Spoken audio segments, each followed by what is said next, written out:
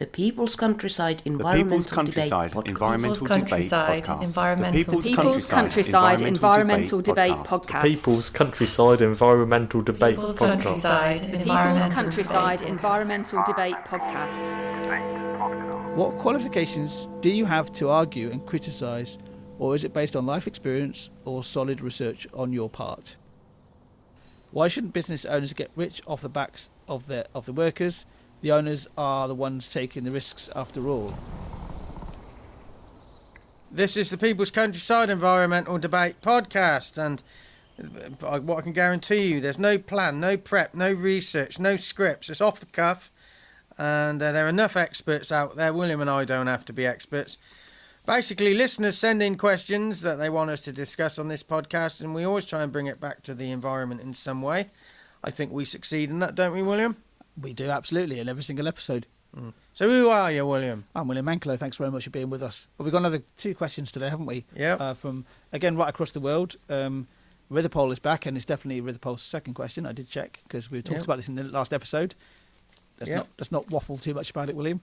Yeah, let's just get straight into the questions. We've got no updates. No updates? No updates, so we'll just go straight into the question. The first question then is from Rithipol. Thanks very much. Who is from Phnom Penh? Phnom Penh, yeah. Phnom Penh, yeah, in Cambodia. And their question starts with, "Hi guys. You both say neither of you have a uni education, so university education. Yet you often say the education system isn't as good as we think it is. Those who have been through higher education, going through it, or going to be going through it, will likely largely argue with you, as they may feel they have more knowledge and experience than you.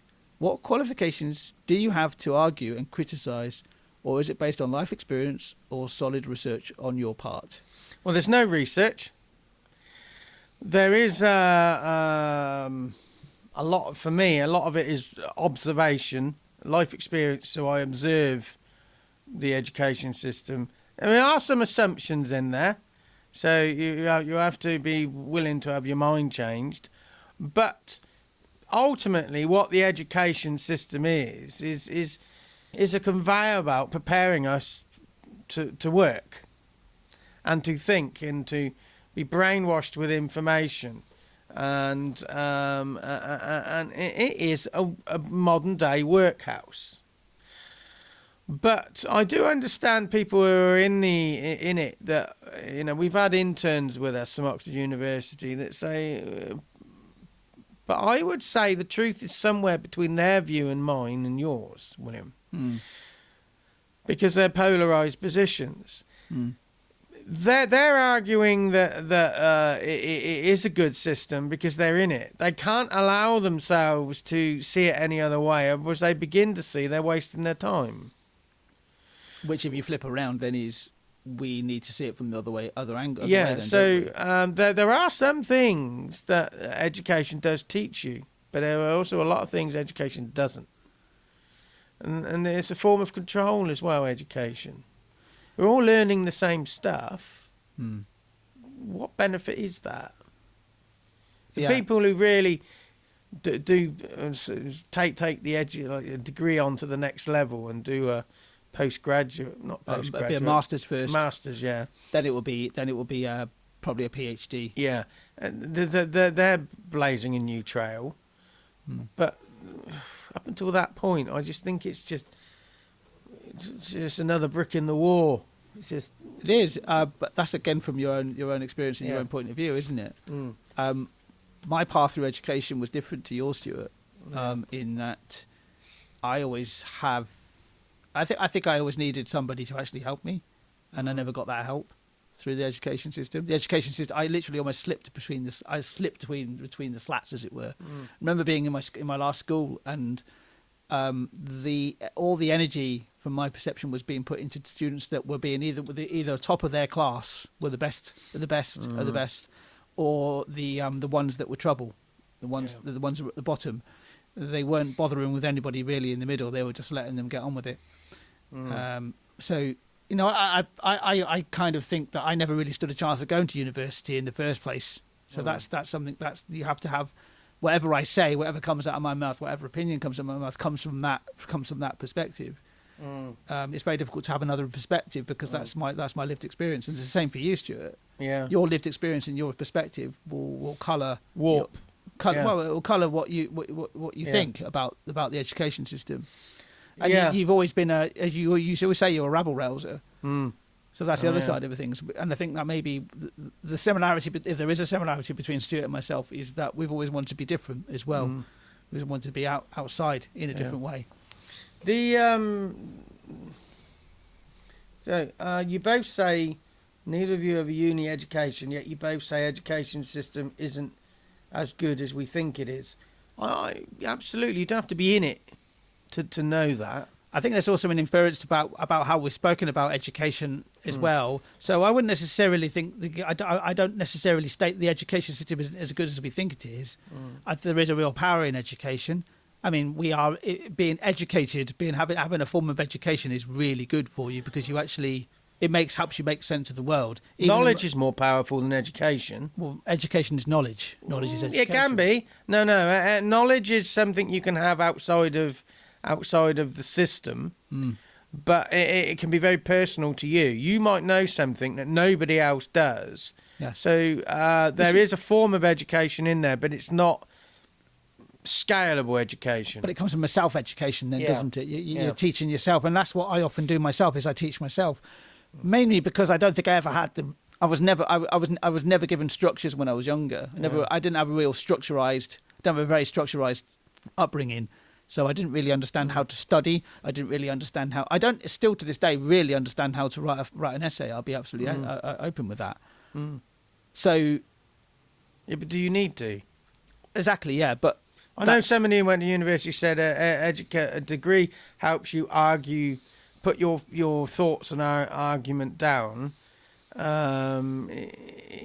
But I've written essays, and they say, it doesn't fit the norm. I understand what you're saying, but it doesn't fit the way you need to present it. Well, who says it doesn't fit? This is the way I present it. You know. So it's fitting boxes again. It's fitting in boxes. I mean, it says. But you've never fit into a box, Stuart. That's the thing. No. Those who have been through higher education, going through it, or going to go through it, will likely argue with us. Well, I would say, argue with us, but don't argue just because you're from a different school of thought. Yeah, exactly. I don't, and in my experience, and I know two people that have been. Well, I know at least one person. I've got a friend who's considerably younger than me, and they are going through the degree system. They went through undergraduate and masters. They've completed their masters very recently. And we've had discussions about education, and you know, it's almost like their point of view of education is that's what they're doing. They're doing that because of the line of work they want to go into, and but knows it's not for everybody as well. That going through university is not the be all and end all of life. I think that's maybe that's what we've said in the past. I know I've probably said that in the past, where I don't think university is everybody. Not everybody is right for university. Not everybody needs to go to university, and not everybody is able to go to university or college. I saw somebody on the television the other day justifying that their son hadn't gone to university. You shouldn't have to justify it. Yeah. Well, did you remember the conversation I had with somebody back a few years ago, and they said, which college did you go to? Which university did you go to? And I said, I didn't go. That's a shame. And they said that's a shame, didn't they? So and I thought, well, I probably should have pulled it up at that point, but I just couldn't be asked. Yeah. But it So basically, it says here, what are our qualifications for us to have this point of view? What qualifications do we have to argue and criticise, or is it based on life experience and solid research? You shouldn't need qualifications to critique something. I mean, I still say there are a lot of bad courses out there that are designed to get bums on seats to make the university money, but the person on the receiving end are getting a little bit of education where that could actually be in a they could do another course that's a component part of. So that standalone component part is nothing until you've got the rest of it. So you might as well do the rest of it, which includes this component part. So there's a lot of courses just to get bums on seats to make money. That's what a lot of education is. Part of this conversation, I'd like to have Susie Darrington in the room because Susie's been studying at Oxford University, which is one of the probably, in my knowledge at least, is one of the more demanding universities in the world. Just to have her fresh perspective on this, because she would bring a different perspective, wouldn't she? Yeah. So that's my thoughts on that. Shall we move on to Deb's question? We will. It's a bit of a short one. Can you manage that one, or do you want me to read it? No, you read it. It's still too long for me. Deb's in Oxfordshire, dead got. She has been on before, many times. Many times, yeah. She scares me every single time she sends a question in. For no reason other reason that I just see her name and it frightens the living daylights out of me. Anyway, Deb's... She might be a really nice person.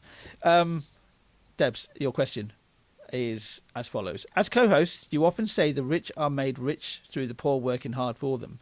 Why shouldn't business owners get rich off the backs of the workers?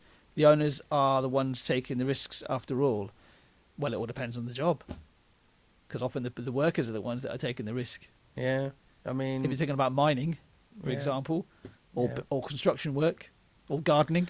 Yeah, there is. I understand what you're saying here. That's the capitalist ideal, but.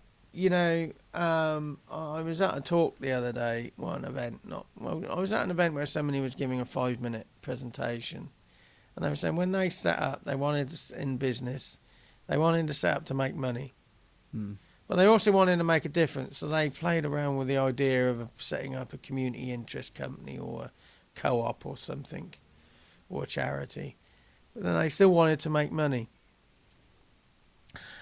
And that was 10 years ago. And she now realises you can make money, but you can make money in a nice way.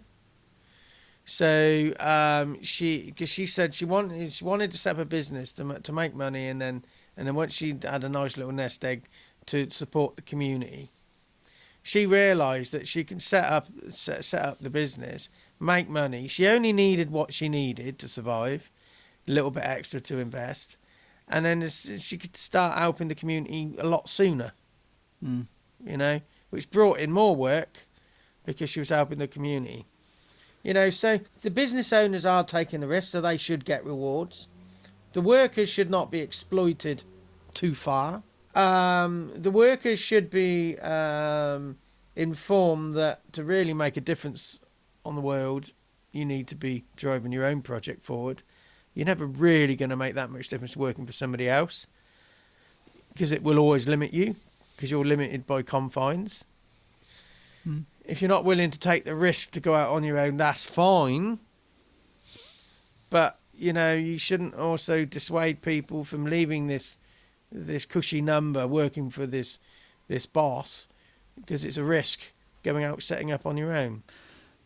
But there's also risk in being employed by somebody else. So not everybody wants to change the world. Some people just want to live their lives. Oh, absolutely. Just exist and have a life, you know. And I think there's something very commendable in that. Yeah. To live a good life, that you're not exploiting anybody else. And you're not being exploited. You're not being exploited yourself. I think there should be more parity in what people get paid. I think those that are running the business, the ones that have the ideas, that they should have better, maybe bigger rewards. But sometimes the disparity between those that make the money right at the top of a business and those who are the ones that actually are doing the work. You can have the biggest and greatest idea in the world, but if you don't have somebody to actually to implement it, it's just an idea at the end of the day. It's just imagination. Well, actually, really, you should really look at more parity in how you pay your staff. And if you give good wages to somebody and give good conditions to somebody, they're more likely to hang around. And if they hang around, they might feel more that they feel more secure in their own job, because there is a risk anyway. Because if you're in a low wage job and you're sick, or you have to care for a loved one, you have to take time off. You take too much time off, you're probably going to be given the sack. But if you do want to change the world, you really do need to be out on your own. There's very few opportunities dancing to somebody else's tune where you can fully throw yourself at it. There will always be constraints. Yeah, exactly, yeah. But there are constraints when you go out on your own as well. Yeah. So yeah, internal and external constraints. So you are right, Debs. We often say the rich are made rich by the poor working harder for them. What we always argue is that there's a nice way of doing things, you know, and then there's a productive way of doing things. But if you do it nicely, it's going to be productive anyway. Yeah. Anyway, That's next right. episode is going to be questions are going to be from Jennifer in Panama. She's been on before, and forget this one. This is Shilmara. from, Shilmara. from Nicaragua, been on before. Yes. And then we got a bunch of questions. Looks like coming up from America, and then very soon thought you were we'll going to have say our the Y. Christmas- I thought you were going to say the Y word then. Yeah, and then the Y word. Americans. Americans. Why? Why? Why? Why? Why? The Y word. The Y word. I don't know what is the Y. Yanks. Yeah, there you go. All right. You normally say it, is it Yanks? Anyway, then we'll have our Christmas message in a very short time. So stop by, have a listen to us on the 15th of December and the 22nd of December, and we'll be with you on Christmas Day.